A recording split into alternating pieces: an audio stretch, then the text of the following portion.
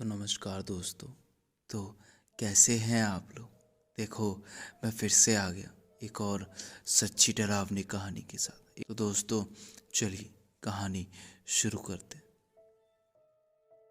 मैं जो बात आप सबको बताने जा रहा हूँ, ये बात की शुरुआत पिछले साल 2018 की गर्मियों में हुई थी। आगे की कहानी बताने से पहले मैं आपको बता दूं कि मैं एक छोटे से गांव से बिलोंग करता हूँ। स्कूल में मेरा एक बहुत अच्छा दोस्त था। तो गर्मियों की छुट्टी में मैंने अपने दोस्त के यहाँ जाने का प्लान बनाया। उसका घर एक ऐसी जगह पे था जिसके चारों तरफ सिर्फ जंगल और खेती था। उसके घर पे सिर्फ उसके मम्मी पापा ही रहते थे। तो उसके यहाँ पहुँचने के बाद हमने काफ़ी देर मस्ती की और फिर हमने प्लान बनाया कि उसके घर के पीछे दूर एक जंगल है, उस जंगल में घूमने जाएंगे।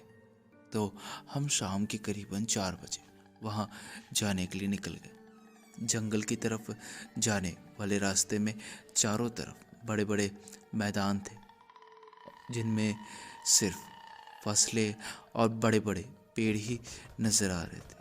जहाँ उसका घर था उस तरफ तो फिर भी कुछ घर थे, मगर जिस तरफ हम जा रहे थे उस तरफ दूर दूर तक कोई घर नहीं था।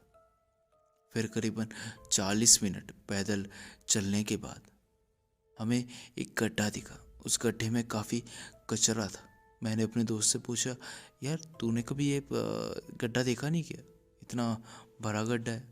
तो उसने साफ मना किया, बोला कि यार मुझे कैसे पता होगा, मैंने आज तक कभी भी ऐसा गड्ढा नहीं देखा। ये सुनते ही मेरी दिलचस्पी और बढ़ गई। मैंने तुरंत उसको खोदना शुरू किया। खोदते ही मैंने देखा कि उसमें छोटी छोटी कई हड्डियाँ पड़ी थी। मैं काफ़ी डर गया। मैंने थोड़ी देर बाद ही उसको वापस ढक दिया और आगे चलने का फैसला किया। मैं और मेरा दोस्त थोड़ी दूर आगे जाने के बाद तुरंत मेरे को किसी के बच्चे की रोने की आवाज़ आ रही थी। मैंने अपने दोस्त से पूछा कि यार ये किसकी रोने की आवाज़ होगी, तेरे को क्या लगता है। तो उसने बोला कि यहाँ पे दूर दूर तक कोई बच्चा नहीं है और ना ही यहाँ पे कोई आता जाता है। इनफैक्ट जब हम आ रहे थे तब मेरी माँ ने मुझे यही कहते हुए रोका था। तब हम दोनों समझ गए थे कि वो कोई बच्चा नहीं है, यानी कि कोई बच्ची नहीं है। और हम लोग वहाँ से भागने लगे। हम जब तक भाग रहे थे तभी रास्ते में हमें वापस वही गड्ढा मिला। हम उस गड्ढे को देखने के लिए जैसे ही रुके, हमने पीछे किसी के लकड़ियों पे पैर रखने की आवाज़ आई। हम समझ गए कि यानी पीछे कोई है। हम लोग तेज़ी से भागते हुए घर पहुँचे। हम दोनों मेरे दोस्त के घर पर जाकर रुके। मैंने और उसने वहाँ पे काफ़ी देर रेस्ट किया। उसके बाद मैं डर के मारे अपने घर चला आया। मुझे थोड़ी देर के लिए तो ऐसा लगा जैसे कि वो मामला ठंडा हो गया, मगर वो मामला कभी ठंडा हुआ ही नहीं था। उस रात जब रात को करीबन 3 बजे के आसपास जब मैं सो रहा था तो अचानक से मेरी खिड़कियों पर किसी के नाखून रगड़ने की आवाज़ आई। मैं गया बाहर तो बाहर कुछ भी नहीं था।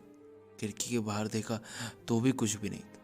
उस रात से लेके आज तक मेरी खिड़की पे वही आवाज़ आती है, किसी के खुदेड़ने की आवाज़। और आज तक मैंने ये बात किसी को शेयर नहीं की। इनफैक्ट मैंने बस आपको ही ये बात भेजी है। तो दोस्तों, बस यहीं तक थी कहानी। तो दोस्तों, अगर आपको ये कहानी अच्छी लगी हो और ये कहानी सुन के आपको थोड़ा सा भी डर लगा तो दोस्तों प्लीज़ हमारे चैनल को सब्सक्राइब करिए और नोटिफिकेशन का बेल प्रेस कर देना, ताकि जब भी हमारी कोई भी नई हॉरर स्टोरी है then you will be the first one to get notified. तो दोस्तों, तब तक के लिए मैं आपसे अलविदा लेता हूँ और फिर लौटूंगा एक ऐसी ही सच्ची डरावनी कहानी के साथ। तब तक के लिए thank you and have a nice day. Bye bye.